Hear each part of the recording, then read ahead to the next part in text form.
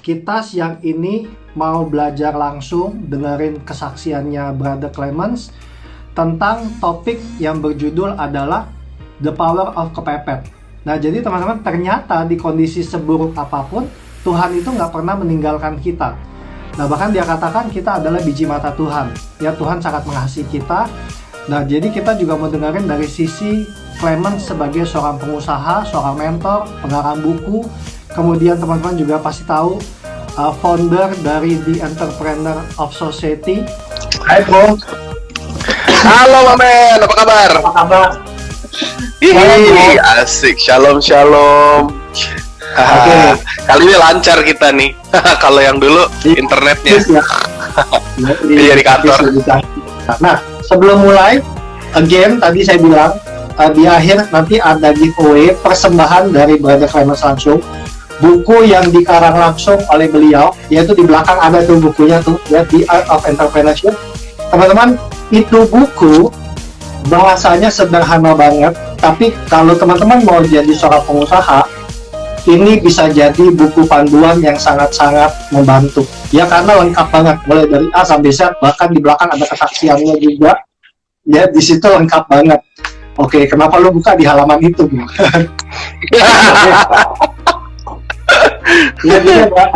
Nah, oke, saya nggak panjang lebar. Saya hanya host di sini, jadi bintangnya kita siang ini adalah Brother Clemens langsung. Ya, jadi sebenarnya kalau mau dibilang tadi pas topiknya bagus banget hari ini, The Power of Kepepet, karena memang semuanya dulu dimulai di Entrepreneur Society itu sebenarnya bukan dimulai 2017 kemarin, bukan dimulai pada saat kita baru ketemu juga 2014-15. Itu copy paste dari bisnis model saya di tahun 2004, 2005 dulu waktu saya masih ngerantau. Kalau dibilang The Power of Kepepet itu justru pada saat kita lagi kepepet, kita bisa ngelihat dan tergantung dari cara pandang kita. Kita mau percaya nggak kalau misalkan emang sebenarnya Tuhan tuh mau buka jalan dan kita mau ngelihat ada peluang-peluang yang ada.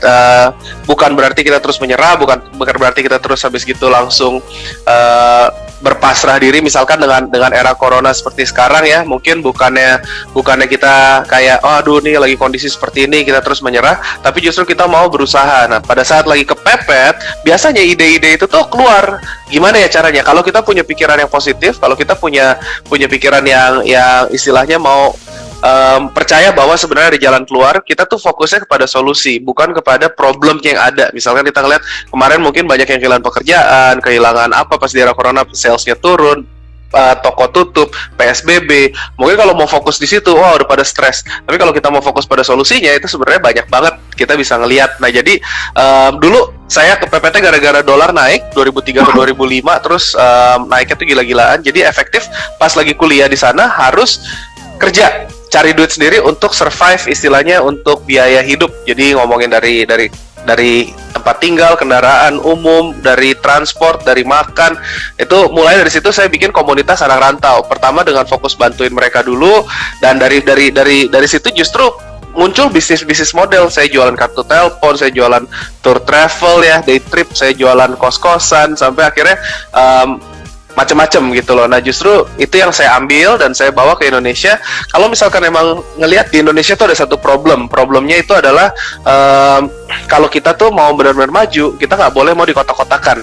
Nah, makanya kenapa saya bikin komunitas ini, tujuannya tuh supaya tadi mempersatukan Indonesia tanpa diskriminasi SARA dan mensejahterakan rakyatnya melalui pengembangan ilmu, edukasi, informasi, inspirasi, dan peluang dalam dunia kewirausahaan gitu. Kalau dulu dari anak rantau sekelompok itu bisa jadi banyak bisnis, kalau kita punya komunitas pebisnis itu pasti bakal lebih banyak lagi berkat yang dibukakan. Dan dari kita berbagi seperti itu justru malah akhirnya bisa kenal sama ini Bro Mario gitu kan, salah satu teman juga, dan saling dukung, saling support gitu, saling memotivasi, karena kadang-kadang kalau kita ngomong sebagai pebisnis itu kan it's a very lonely journey, karena banyak orang yang mungkin nggak bisa ngerti gitu loh. Kalau kita ngomong nggak mungkin curhat sama tim kita nggak mungkin curhat sama istilahnya karyawan atau tim kita, karena mungkin mereka nggak ngerti gitu loh. Apalagi kalau misalnya mereka kan yang penting pokoknya gaji gue dibayar dulu gitu. Kalau misalnya kemarin yang pas lagi era corona ini, itu juga justru malah memberikan satu kedekatan hati sama tim, karena kita sama-sama tahu bahwa kita lagi ngebangun ini bareng-bareng nih guys gitu loh. Jadi kita harus pertahankan sama-sama. Justru yang tadi The Power of Kepepet itu bisa menciptakan banyak hal selama kita menyikapinya secara positif.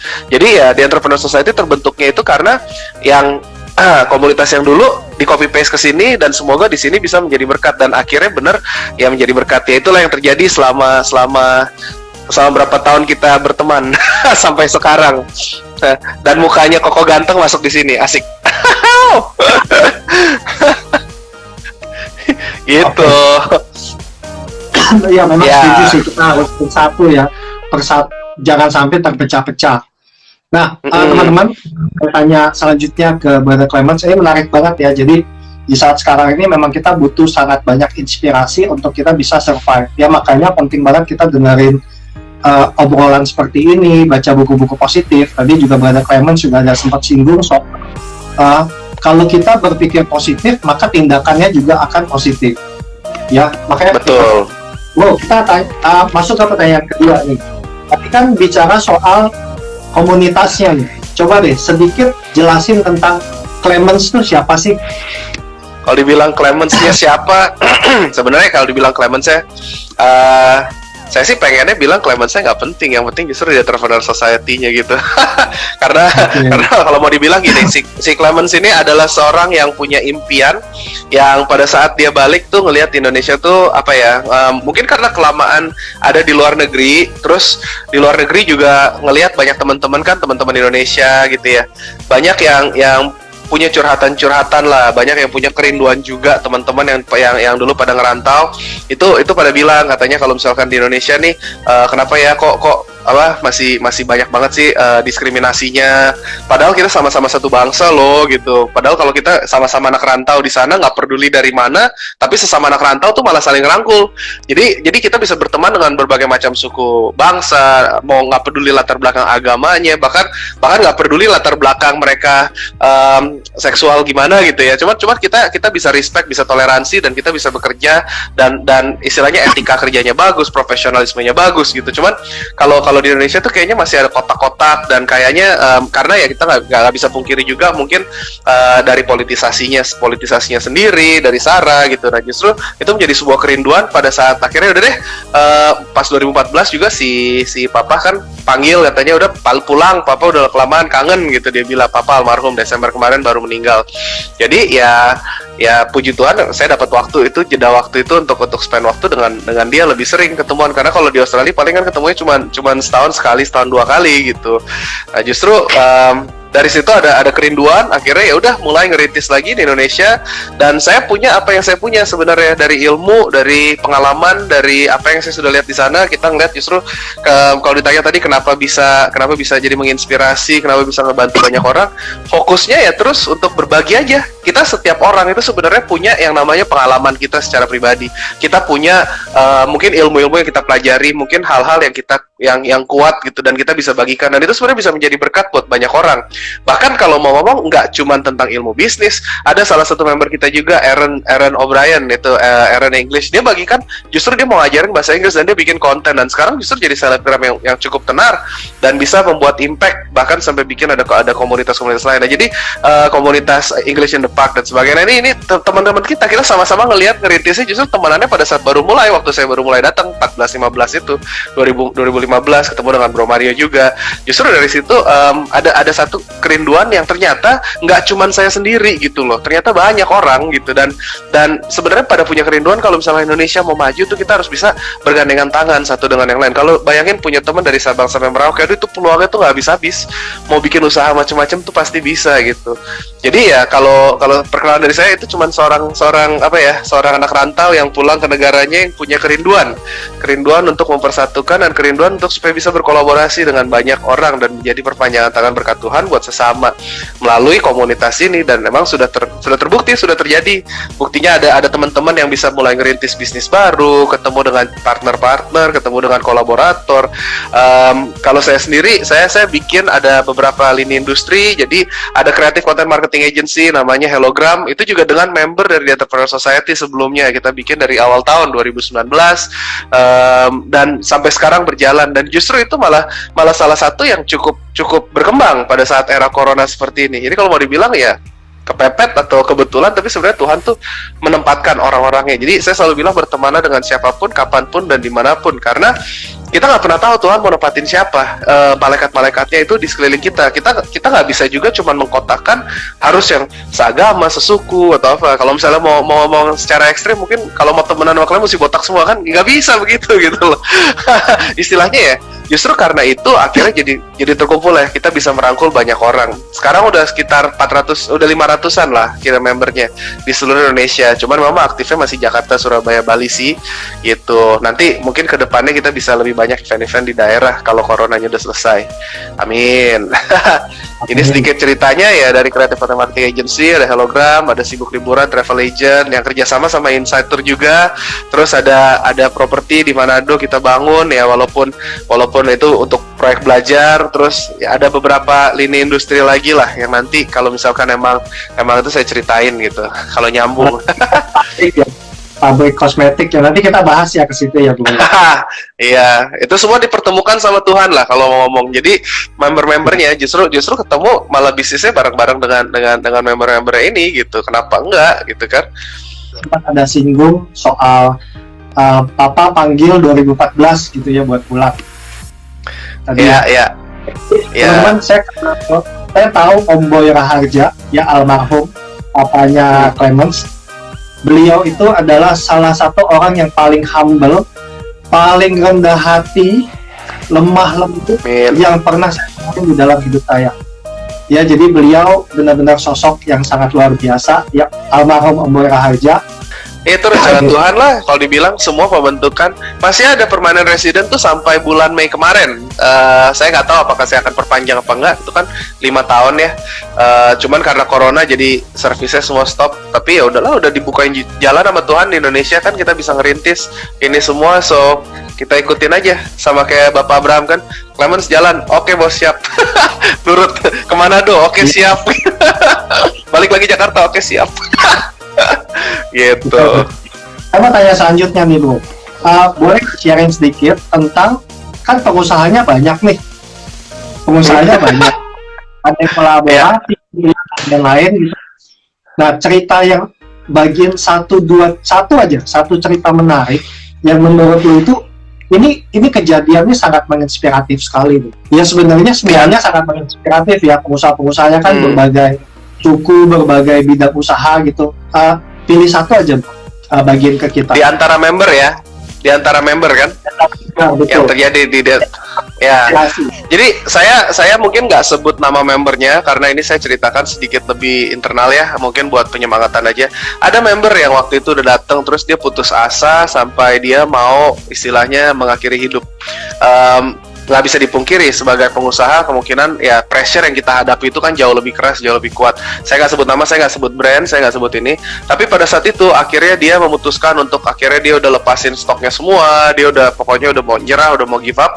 Itu karena momen dari penjualannya naik, terus habis itu turun jauh gitu loh, karena kalau saya bilang salah dari branding, terus habis itu ada mungkin yang nggak di-guide juga, terus penyalahgunaan dari keuangan dan sebagainya. Tapi justru pada saat ketemu bisa akhirnya cerita, saya mentorship secara personal juga berapa kali dan akhirnya sampai saat ini pun masih terus didukung.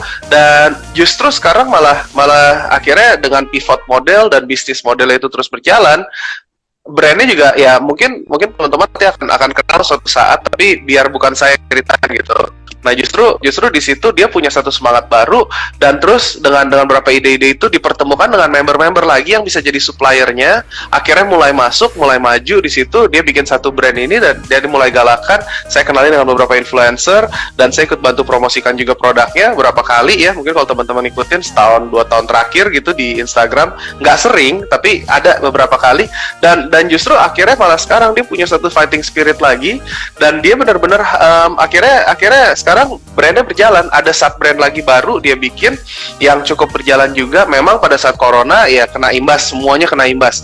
Tapi di situ justru karena dengan network yang ada di sekeliling dari Entrepreneur Society ini, dia bisa akhirnya jadi supply ke APD, dia supply ke banyak hal gitu, dan justru malah berkembang. di saat di era yang orang-orang lagi pada turun, justru di situ malah berkembang. Jadi dengan dia menghadapi perjuangan dirinya secara personal juga, dan itu justru makanya kenapa kita perlu pentingnya komunitas. Sebenarnya kalau ngomong nggak cuma di dalam dunia religi, nggak dalam dunia apapun gitu, tapi komunitas ini kan khusus pengusaha, tapi tidak dibatasi suku, ras, agama, nggak ada diskriminatif. Saling menguatkannya itu real gitu loh. Sama seperti mungkin kalau kita ngomong komunitas rohani, justru kalau kita ngomong mendekatkan diri pada Tuhan, kita perlu komunitas untuk saling menguatkan. Sama dalam bisnis pun juga perlu gitu, yang saling mendukung, saling mensupport. Karena kalau misalkan enggak, kadang-kadang kita ngerasa, aduh gue tuh fighting alone gitu, fightingnya sendirian, dan mungkin bebannya berat. Tapi justru kalau kita sharing, itu bisa terbuka tuh banyak pintu-pintu baru.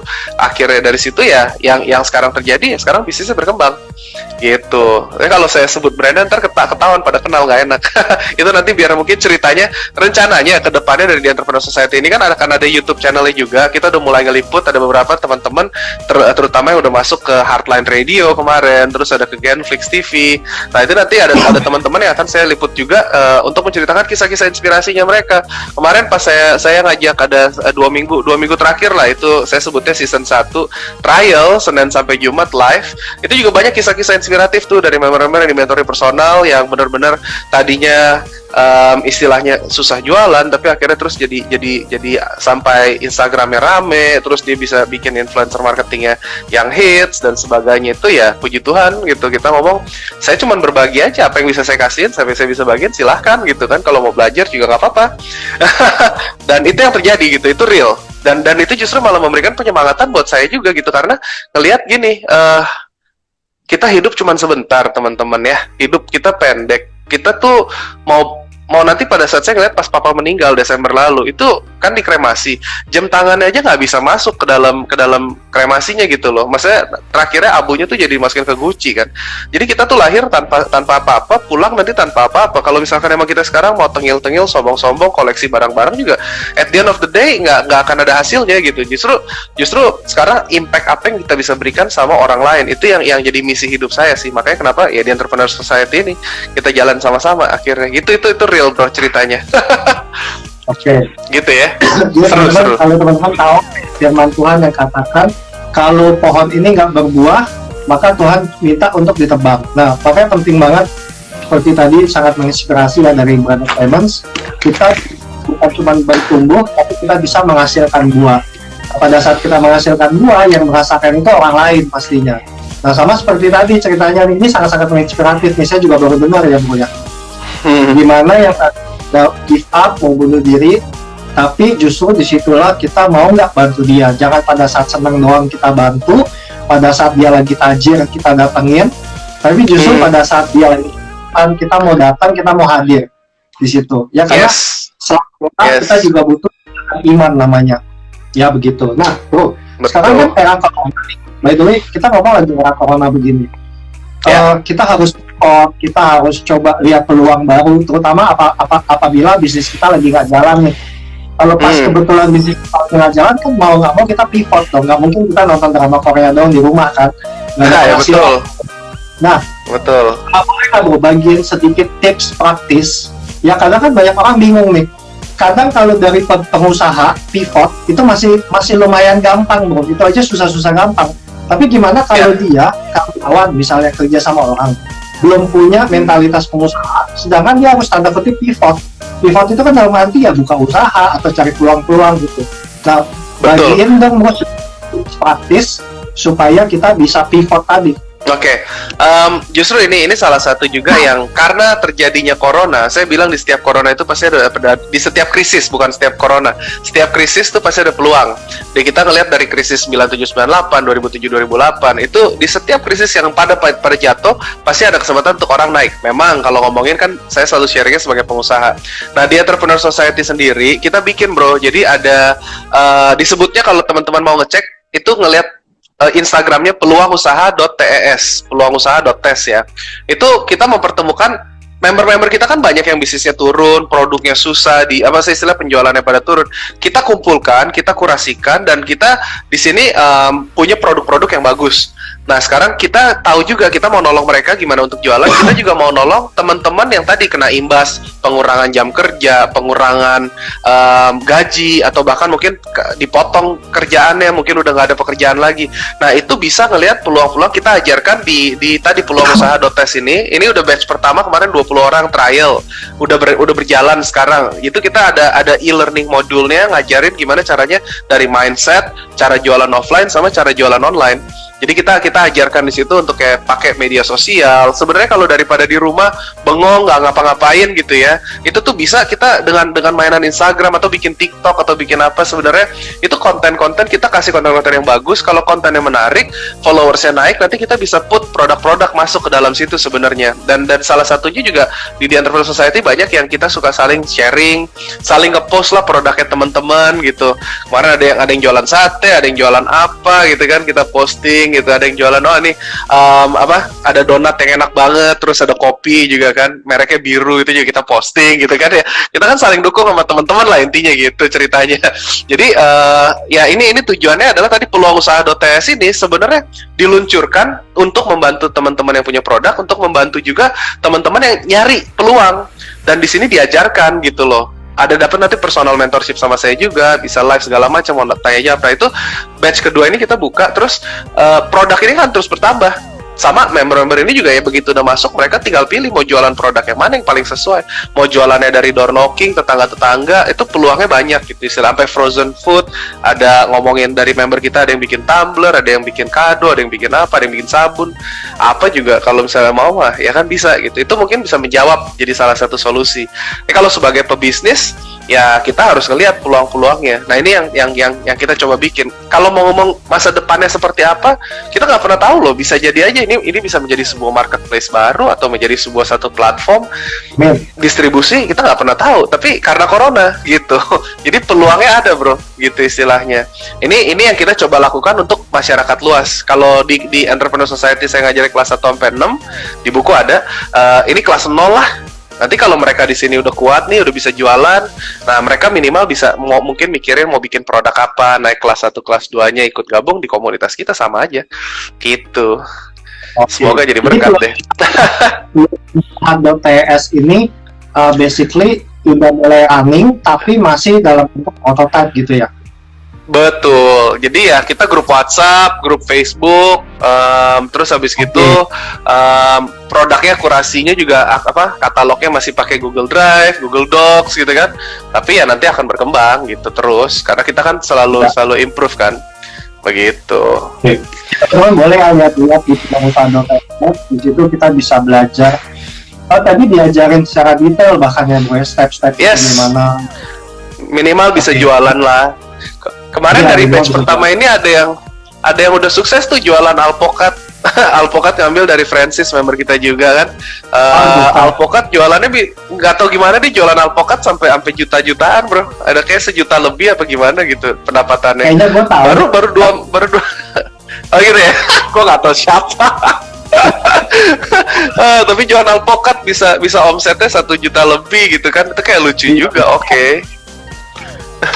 Ini dong bikin kupas buku sedikit soal 6 step entrepreneurship itu.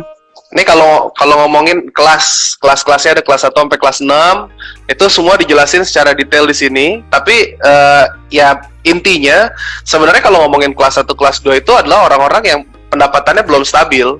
Jadi kalau restoran tuh mungkin kamu yang masih pengusahanya pagi-pagi itu masih pergi ke pasar belanja, terus nanti masih masak, masih motong-motong, masih ngelap-ngelap meja, masih malam nanti ngitung duit gitu. Kalau udah kelas 3 tuh omsetnya udah mulai stabil. Kamu udah punya pegawai kelas awal lah, admin, OB. Kalau misalnya di restoran mungkin udah ada paginya kamu bisa, Mbak, nih kamu belanjanya gini ya. Mas nanti motongnya gini ya. Nanti ini ini keasinan nih, resepnya gimana? Cobain. Oh, ini salahnya di sini. Kita quality control. Kalau udah ngomongin kelas 4 itu kita lebih ke arah omset naik terus ya. Kita ke arah udah punya mungkin lagi mau mengembangkan beberapa cabang. dan nanti di situ ada middle level management, ada supervisor, ada manager gitu. Kalau kelas 5 ya itu kitanya tadi kelas 4-nya kan jadi area manager nih, ngawasin beberapa toko. Kalau di kelas 5 tuh kita udah ngomongin lebih ke arah supaya kitanya yang tadi area manajernya digantikan profesional, supaya kita mulai punya kebebasan waktu dan finansial, kira-kira gitu. Kelas 6 nanti exitnya mau dibawa kemana. Singkat, kalau mau ngomongin restoran mungkin bisa franchise, mungkin bisa diakuisisi sama perusahaan besar, dibeli itu sebagian sahamnya sama grup-grup besar kayak Ismaya, Boga, dan yang lain-lain. Atau kalau nggak di IPO kan bisa juga untuk di TBK dan sebagainya. Ya itu semuanya dijelaskan secara detail lah intinya gitu kan, supaya tujuannya biar teman-teman yang ikut di Entrepreneur Society tuh bisa terus naik kelas kayak Koko ini gitu. Jadi ya tujuannya begitu. Iya, ya begitulah. Jadi supaya emang bisa, tujuan kita di sini adalah teman-teman semua naik kelas. Dari yang tadi peluang usaha.ts saja itu kan kelas 0 tuh. Itu sebenarnya kombinasi dari pengajaran kita lebih bikin lebih ringan supaya orang awam bisa jualan intinya gitu. Dari dengan produk-produk yang ada. Jualannya nggak perlu produk kita juga.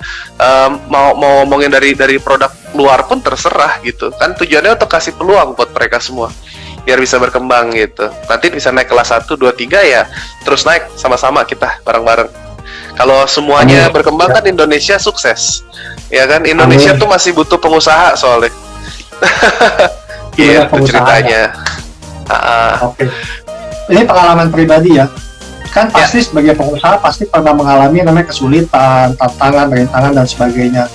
Nah, boleh nggak sharing sedikit tentang bagaimana Tuhan itu bekerja di dalam hidup lo ketika lo sedang menghadapi masalah, dan bagaimana komunikasi lo sama Tuhan tuh seperti apa nih dalam menghadapi masalah tadi bersama-sama dengan Dia?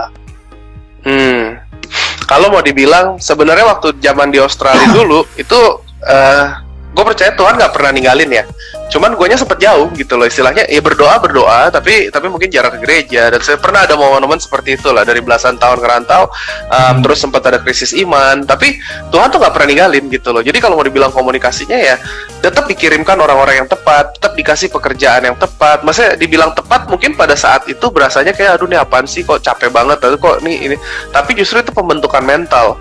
Mungkin pas lagi ngalamin problem-problem yang kita alamin dulu, itu justru sebenarnya pembentukan mental, justru lagi dikuatkan supaya ngadepin nanti ya kita kalau dibilang siapa yang setia pada perkara kecil akan dibilang perkara besar. Jadi ya ikutin jalan prosesnya aja gitu loh. Dan sekarang kalau misalkan lagi ngomongin lagi berat, hidup kok tantangannya banyak banget. Dari semenjak balik ke sini tuh aduh kalau mau ngomong sebenarnya kayak proyek kita ngomongin waktu pertama mulai ngerintis bikin komunitas serupa dengan partner yang sebelumnya gitu kan, tapi ada perbedaan visi misi. Terus habis itu harus mulai lagi, kita mulai bikin yang di Manado perumahan itu juga mulai April 2016 bolak-balik ke sana. Itu juga penuh dengan tantangan, dan sampai saat ini pun juga masih ada tantangan-tantangan yang harus diselesaikan gitu. Ngomongin apalagi kena imbas corona, terus kita ada travel agent sendiri tau lah kalau corona ini seperti apa, sibuk liburan, kita lagi bobo siang. Tapi justru dengan bobo siang ini kita mempersiapkan banyak strategi dan strategic partner yang baru, salah satunya Insight Tour kan. Jadi ya yang kayak gitu-gitu kita benar-benar apa ya istilahnya setia pada proses. Justru pada saat kita ngalamin himpitan, kita lagi ngalamin tadi kan di awal disebutin ayatnya tuh bagus banget. Itu kalau kita lagi ngalamin himpitan itu justru momen dimana kita lagi dibentuk, dikuatkan untuk nanti mau dikasih mainan yang lebih gede. Nah sekarang kayak di Entrepreneur Society ini buku ini juga awalnya nih saya nggak ada niatan nulis buku apa gimana gitu, karena saya cuma mau bagiin ilmu itu di radio waktu awal-awal. Ini kalau ngeliat nih ada yang ini station headnya dari Smart FM Manado, saya sering bagiin kan di sana jadi narasumber tetap. Terus habis itu tiba-tiba akhir tahun ketemu sama dia bilang ilmunya bagus, kenapa nggak dibukukan? Saya bilang saya kalau nulis buku nggak selesai. Bukti sih nulis buku yang kedua baru 50 halaman nggak nambah-nambah bro.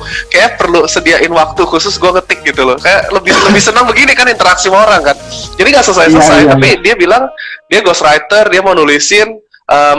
Bahkan waktu itu saya tanya berapa biayanya, dia nggak mau dibayar. Karena dia bilang saya mau dukung pergerakan ini, mau dukung supaya Indonesia bisa lebih pintar. Itu keren banget gitu loh. Jadi lagi dihimpit kayak apapun, kalau kita mau tetap membuka pikiran dan kita percaya, terus ya bawa dalam doa gitu loh, Tuhan bukakan jalan gitu. Dan saya percaya saya lagi ketemu dengan sebutannya 108 General nih, Stars of Destiny, kebanyakan main game. Itu kalau dari game Suikoden jagoannya ada 108. Nah, kita lagi ketemu nih, salah satunya kan ada Bro Mario, ada Agus, ada si Riri tadi, ada teman-teman dari Jordan, partner-partner bisnisnya semua tuh udah mulai terbentuk.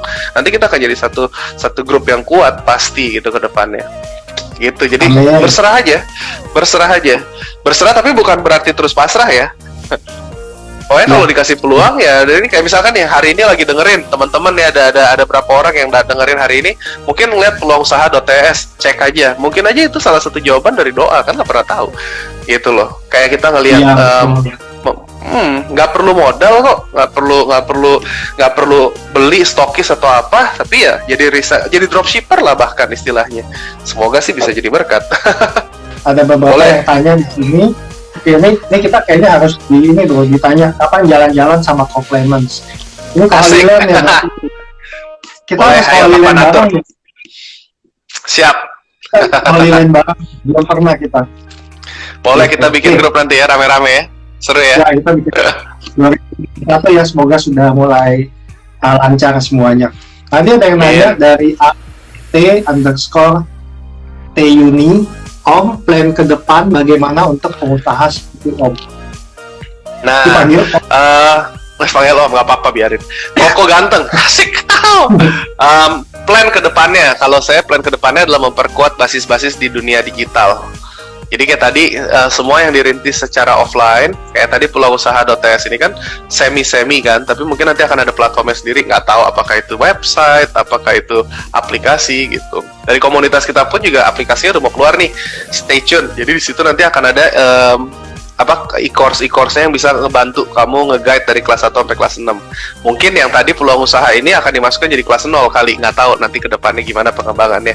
Tapi kita akan switch semuanya ke ranah digital, karena nggak bisa dipungkiri kalau kita nggak punya presence di digital, di online, ya semuanya akan kalah ketinggalan. Begitu. Ya. Oke. Nah, next ada yang nanya juga, Rin_Rin_17. Spirit seperti apa yang tidak seperti kembang api yang menyala tapi cepat redup? Spirit penting seperti apa yang menyala-nyala dalam segala kondisi apapun? Wah, kalau ditanya gitu dalam ya ngomongnya spirit. Mesti kenal sama diri kamu sendiri sih kalau kita ngomong supaya nggak redup, karena gini, kebanyakan orang tuh cuma dapat motivasi terus dibilang katanya kamu bisa, oke, terus habis gitu udah nggak lama redup lagi karena nggak kenal jati dirinya. Sebenarnya orang tuh kalau dibilang talenta ya, manusia tuh kita lahir nggak bisa dipungkiri tuh berada di dalam satu lingkungan yang berusaha untuk membentuk kita menjadi satu garis lurus, semuanya disamakan, disamaratakan, didatarkan. Tapi sebenarnya kayak ngomong IPA sama IPS, IPA lebih pinter, IPS lebih gimana. Sebenarnya enggak. Kalau kita ngomong itu mungkin ada yang powernya ekstrovert, ada yang introvert. Itu ada talentanya masing-masing. Yang ekstrovert mikirnya makro, yang introvert mikirnya nanti lebih ke arah detail, lebih ke arah yang lebih kalkulatif, lebih yang pokoknya detail lah intinya. Terus ada juga yang kreatif, ada yang analitik powernya, ada yang bisa ngelihat grafik, ada yang bisa ngayal. Nah, sebenarnya kalau mau ngomong, asal kita bisa menguasai ini dan ketemu dengan tim yang tepat, itu kita bisa bersinar. Dan pada saat lagi bersinar seperti itu, sinarnya nggak cuma kayak kembang api. Karena tadinya kalau misalnya kamu nih seorang yang introvert nih, tapi dipaksa jadi tim sales, mungkin kamu kelihatannya lagi semangat pas lagi closing, lagi jualan, itu kayak kembang api itu bersinar. Tapi tiba-tiba nanti kalau udah ditolak, semangatnya redup karena gue tuh kayaknya lebih nyaman di belakang meja nih gitu kan. Kalau yang sama, yang tim di extrovert sini disuruh nanti kayak jadi akuntan gitu ya, itu mereka juga akan stres sendiri tuh karena aduh masa depan gue cuman begini doang sih gitu kan. Kita mesti kenal jati diri, dan itu justru yang nanti akhirnya kalian tuh bisa ngelihat sebenarnya kekuatannya tuh di mana. Saya selalu seneng kalau ada satu kata-kata tuh gini, kalau kita bandingkan ikan dengan cara mereka manjat pohon gitu loh, itu ya seumur hidup ikan itu akan berpikir dia tuh bodoh. Mungkin spirit nggak tahu nyambung apa enggak nih, cuman kalau saya bilang justru tadi biasanya kalau kita ngomongin tentang mengejar impian, mengerjakan apa sehari-hari, nah itu tuh kalau misalkan kita nggak kenal nih jati diri kita nih, citra diri kita nih, kita akan lost, dan nanti tiba-tiba hidup kita berlalu aja begitu gitu loh. Jadi apapun yang kalian mungkin kayak pelajari mungkin di kuliah, saya dulu kuliahnya akuntansi keuangan dan saya nggak betah banget jadi akuntan, itu introvert banget. Saya lebih mending keluar ketemu orang yang di extrovert side. Jadi ya mungkin itu bisa menjadi satu permenungan gitu loh. Makanya saya happy karena apa? Kayak begini, saya mentorin orang-orang, saya ketemu banyak orang, saya bisa ngebantu banyak orang karena memang ekstrovert sanguin gitu loh. Jadi ya saya bersinar dengan cahaya saya sendiri, nggak redup-redup. Kalau cuman pakai topeng pasti nanti kayak kembang api gitu ya. Semoga Tapi menjawab. kuliahnya selesai. Kenapa? Keluar, Kuliahnya selesai Bachelor of Commerce di Khan University, bro. Selesai lah, kalau nggak bisa PR. Benar, tapi sih benar-benar Iya. Tapi ya itu menguatkan kelemahan gue lah. Jadi gue ngambil positifnya aja. Oke. Ada yang nanya lagi di Surabaya ada nggak peluang usaha dokter tadi? Kebanyakan yang jalan di Jakarta. Sebenarnya beberapa produk dikirim nasional, beberapa kecuali yang makanan ya. Kalau makanan kayak mungkin nanti Biru Donat sama kopi itu belum bisa dikirim ke Surabaya, basi duluan. Mungkin nanti kali kalau sudah dia kembangkan ke sana gitu. Tapi ada produk-produk yang kayak custom tumbler. Nih ada nih, saya tunjukin ini member kita punya nih. Tuh ada pouch ya. Ini dia ini kebalik memang cetakannya anti leather kulit sintetis nih dari member kita juga, Pulcher Bag sama PLX ya. Pro Leather X. Nah itu juga bisa gitu, kayak gitu-gitu kan dikirim nasional, nggak masalah. Jadi mau ikutan boleh, karena kan semuanya online. Kemudian ada tanya lagi, jadi awalnya memang harus ada perubahan ya kok di dalam diri orang awam untuk jadi pengusaha? Ya mindsetnya lah, pola pikir. Sebenarnya kalau mau dibilang perubahan, kita kan terbiasa dengan bekerja yang ditukar jam dan uang. Sebenarnya kan kalau misalkan pengusaha itu kan nukarin jam dengan uang juga kan, cuman beda konsep aja dan konteks. Jadi mungkin terlihatnya sama kayak orang yang dulu ngomongin digital marketing itu abal-abal ya, karena mereka nggak ngerti gitu loh digital marketing seperti apa. Padahal saya ngelihat dulu ini seperti di Australia dulu tahun 2008 lah, 2008 udah mulai tuh .com boom kan, pada mulai switch ke website, pakai email marketing. Saya belajarin Mailchimp aja tuh dari zaman dulu.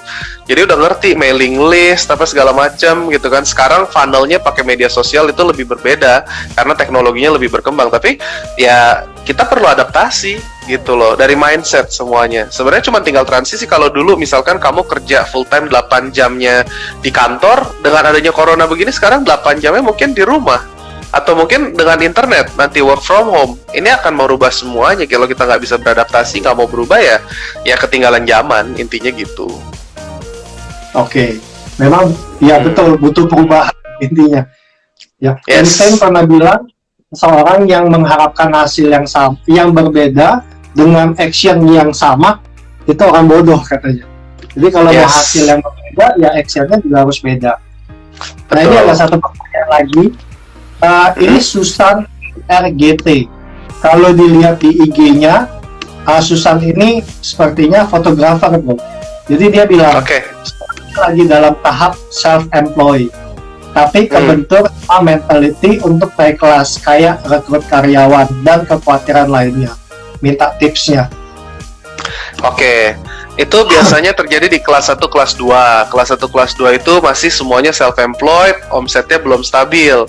Nah, tugas kamu adalah bikin marketing campaign ya dari media sosial, bahkan kalau misalkan perlu untuk naikin brandingnya kamu supaya dikenal, dan kamu bisa bikin nanti istilahnya begitu kamu naik ke kelas 3, omsetnya udah stabil nih per bulan ya. Apakah kalau ngomong fotografi itu sebenarnya kliennya banyak. Mau ngomong dari segmentasi pasarnya kemana ya, kita bisa bilang dari yang F&B. Bahkan dengan corona gini kan sekarang banyak nih fotografer yang mulai naik daun dengan memberikan jasa gratis. Kalau mau kirimin produknya ke saya nanti difotoin atau gimana gitu kan. Banyak tuh yang ngelakuin secara gratis atau bikin kompetisi, giveaway dan sebagainya. Itu juga bisa ngebantu untuk naikin nama, untuk naikin brand dan dikenal, supaya dikenal oleh banyak orang dan nanti kliennya lebih konsisten. Terus kalau mau ngomong yang bulanan, mungkin bisa juga digabungkan dengan kayak yang butuh untuk ini F&B-nya, menu board-nya, atau mungkin nanti untuk konten media sosialnya, itu kan bisa juga ke sana gitu. Jadi sebenarnya banyak sekali peluang. Tapi kalau kamu mau harus naikin omsetnya dulu. Gimana caranya ya dengan branding dan marketing yang tepat. Gitu. Semoga menjawab Oke. ya. Nah, mentalitinya gimana bro supaya bisa naik kelas? Karena Pertama adalah naikin omset, betul ya? Naikin omset. Setelah itu, apakah langsung aja rekrut orang gitu misalnya? Oke, kita ngelihat jadi semua pemasukan harus dipisah. Kantongnya kantong perusahaan, walaupun masih kerja sendiri. Nanti dari sini kamu akan ngambil gaji. Nah, kita bisa ngelihat nih, berapa banyak pemasukannya kalau kamu mau punya gaji misalkan UMR 5 juta ya, berarti minimal dari sini pemasukan dari 5 juta. Itu kalau yang kerja cuma kamu satu. Nah, kalau kamu bisa gedein omset ini mungkin di 10, sampai 15, sampai 20, kamu lihat apakah kamu masih bisa handle sendiri gitu loh. Kalau misalkan emang nggak bisa, mungkin perlu ada satu orang nambahin dengan gaji yang sama gitu loh. Sama seperti pada saat kita waktu mulai bikin Hellogram itu mulainya organik dengan omset tuh dulu bulan pertama cuma 900.000, bulan kedua 9 juta, bulan ketiga 15, bulan keempat 21, 24, naik terus gitu loh. Nah, kita sempat mengalami di momen di bulan Mei tahun lalu, itu saya dengan partner saya Kak Jordan, itu dia juga sempat bilang, Koklem stop dulu dong kliennya, kita nggak bisa handle produksi. Saya bilang, kalau ada berkat kenapa ditolak? Kamu butuhnya apa? Apakah perlu rekrut orang? Nah, itu perubahan mindset tuh. Saya senang mentorin orang-orang seperti ini karena biasanya mereka pikir semuanya dipakai sendiri. Enggak, justru kalau kita bisa bikin sistem, kita bisa set, kita bisa rekrut, nanti kita bisa handle klien-klien lebih besar. Kalau semuanya harus kamu sendiri yang kerjain, nggak akan berkembang. Ujungnya self-employed forever gitu loh istilahnya. Mungkin nama kamu tinggi, tapi nggak bisa diwariskan. Karena at the end of the day, kita bangun bisnis buat apa sih? Bukannya buat nanti anak-anak dan keturunan kita, gitu ceritanya. Semoga menjawab. Yes. Tadi ada satu poin penting banget yang gue tangkap ya bro, salah satunya. Pengusaha tuh harus ambil gaji, ya, supaya uang dapur sama uang bisnis, walaupun bisnisnya self-employed, bisnis sendiri tetap harus dipisah. Ya itu penting banget. Kita mau tahu kita untung berapa kalau kita tetap gabung gitu ya, kira-kira. Ya. Omset, gedein profit, begitu sudah nggak ke-handle, coba dihitung untuk bisa nambah orang di bidang di sisi mana nih. Ya, tadi jawabannya kira-kira gitu. Betul sekali. Kalau mau cek event acaranya tes tuh di mana bro ngeceknya? Sementara ini di Instagram kita aja di entrepreneursociety.co ya, entrepreneursociety.co sama Clemens Raharja. Follow aja nanti Instagram saya. Pasti saya akan posting juga kalau event-event. Sementara di situ nanti kita akan begitu aplikasinya ada, udah ada kolom eventnya tuh bisa langsung daftar, nanti ada QR code-nya. Cuman emang lagi mau didaftarkan dulu aplikasinya nih. Kita lagi nunggu ke Google Apps Developer. Baru dari situ mungkin masih butuh waktu proses lah. Sekarang lagi isi konten dan beta testing gitu. Follow aja Instagramnya dulu. Ya, dia nanti bisa follow ya. Ini ada pertanyaan lagi ya bro ya, sebelum kita masuk ke topik. Ya, boleh. Cukup bagus. Ini statement. Halo Ko Clement, saya merasakan ilmu koplo yang 4 esensi kewirausahaan, di mana poin kedua adalah fokus bantu orang dulu. Bekatnya datang belakangan. Saya ada jualan makanan kok, dan saya mau orang lain punya peluang. Kemudian bagus dikatakan untuk bisa jualan. Saya akhirnya memberikan kesempatan orang untuk menjual produk saya, dan tanpa sadar ternyata produk saya paling banyak terjual karena mereka. Selanjutnya, kalau sudah partnership dan ternyata brandnya nggak jalan karena nggak ada sales, sudah ikut bazar dan iklan endorsement juga kurang efektif. Kita tahu dari mana kapan kita harus stop atau berubah haluan atau tetap lanjut. Nah, ini pertanyaan bagus nih. Ya, karena hampir semua pengusaha mengalami ini pasti. Oke. Kalau jualannya sudah maksimal, kalau ngelihat dari partnership, dari branding, dari influencer, semua udah istilahnya kita udah coba maksimal nih. Ibarat kata kalau lagi pacaran atau lagi pacaran lah, kita udah coba usahain semaksimal mungkin, terus nggak nyambung, nggak ada masa depan, ya putus daripada nanti cerai gitu kan istilahnya. Jadi sebenarnya kalau mau ngelihat, kalau emang udah maksimal, pertanyaannya adalah kadang belum maksimal tapi ngerasanya udah maksimal. Nah justru bagusnya untuk tukar pikiran seperti ini karena kita mesti ngeliat dulu satu, produknya ada target marketnya nih, benar menjawab sebuah solusi nggak dari sebuah problem. Atau jangan kita malah cuma bikin produk tapi yang ini pasti laku tapi nggak ngecek market gitu loh. Mungkin ada yang lebih murah, mungkin ada yang lebih bagus, atau mungkin ada yang lebih lengkap gitu. Yang kita ambil contoh deh, yang di corona ini banyak sekali inovasi baru yang terjadi, dari face shield, ada yang helm shield, ada yang masker shield, ada yang apa, ada yang sampai corona finger, ada yang bentuknya yang corona buat fingernya. muslim juga ada tuh, yang buat muslim. Iya, itu bagus loh. Iya, Inovasi, nah, betul, inovasi itu kita kan ngelihat ada marketnya nggak. Kalau ada, nah berarti tinggal dari harga komparasinya seperti apa. Awalnya dulu, wah kayak masker jual-jual gila-gilaan, sekarang kan harganya turun. Semua kan pasti gitu, ada di mana supply. Nah kita mesti ngelihat, udah maksimal belum, ada marketnya nggak, atau mungkin momennya masuknya salah. Mungkin pada saat lagi corona begini, terus digenjor mungkin apa produknya yang mungkin ini kali, kalau apa glow stick buat party gitu, yang apa music festival ya kan nggak laku lah, orang nggak bisa ngumpul gitu kan.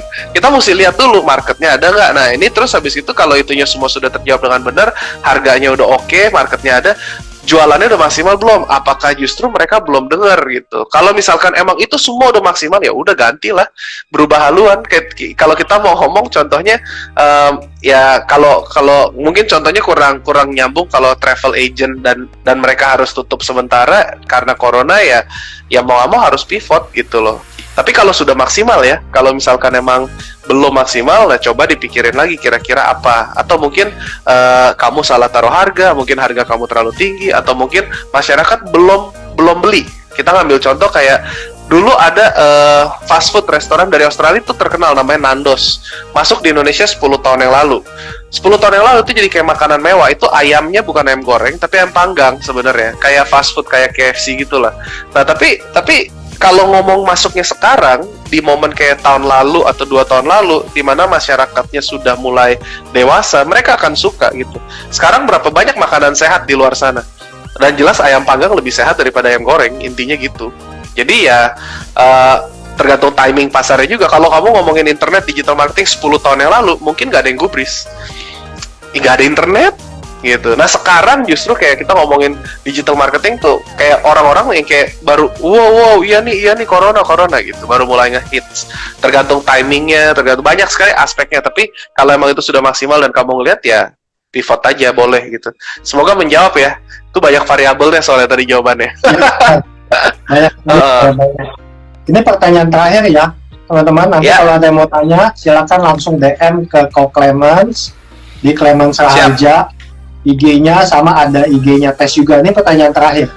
Kok ada saran nggak untuk peluang usaha di dunia kedokteran di dalam dunia digital selain join ke seperti HelloDoc? Banyak. Kalau misalkan kita ngomong satu, kamu sebagai dokter bisa bikin personal branding. Kita banyak lihat dokter-dokter yang personal brandingnya udah cukup kuat ya. Yang kita pakai sebagai endorser juga dari agensi, ada Dokter Tirta, ada teman saya juga Dokter Jamie, ada apa, itu tergantung dari fieldnya masing-masing. Itu satu, untuk branding. Biasanya dokter itu gajinya tambah tinggi kalau udah tambah tua, karena mereka punya pengalaman. Tapi justru kalau kita ngomong di era sosial media seperti ini, anak-anak milenial itu akan ngelihat yang personal brandingnya kuat.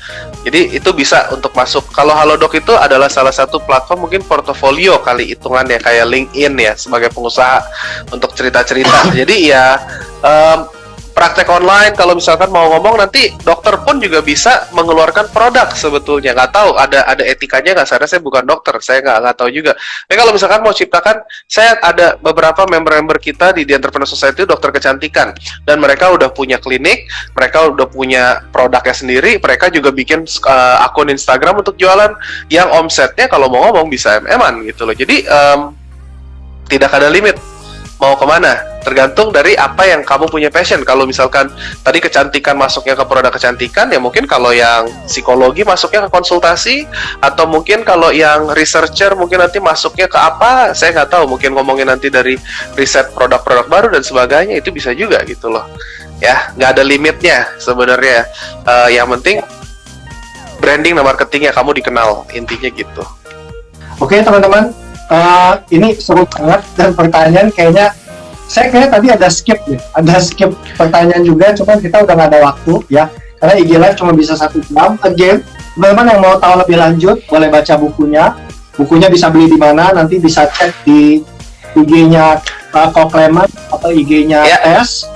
Kemudian teman-teman selesai ini bisa screen capture, bisa bagi sesuatu yang bisa menguatkan buat teman-teman juga, tag di IG kalian, tag Insider, tag Mitra Harja, tag juga TES di Entrepreneur Society. Sebelumnya thank you banget Brother Clement, semoga sama-sama bro. Tuhan kita semua dijauhkan dari sakit penyakit, kemudian Amin. yang sakit bukan, yang dipanggil Tuhan juga boleh diampuni dosa-dosanya. Nah buat teman-teman semua Amin. yang masih ada tantangan, halangan atau apapun, saran saya adalah andalkan Tuhan dalam segala langkah kita, karena Dialah yang memiliki segala-galanya. Ya, percaya deh, semuanya pasti Tuhan berikan kepada kita sesuai dengan rencananya, dan rencana Tuhan itu adalah rancangan keselamatan dan hari depan penuh harapan. Ya, bukan rancangan kecelakaan. Thank you banget sharingnya hari ini, Brother Clement, sangat menguatkan kita semua. Dan teman-teman yang udah gabung juga thank you. Sampai jumpa di another IG Live. Insider dan Clement Seraharja. Thank you. Sampai jumpa. Go Bold and Beyond bro. Go Bold and Beyond. Asik. Thank you. Oke deh, dadah. Sama-sama.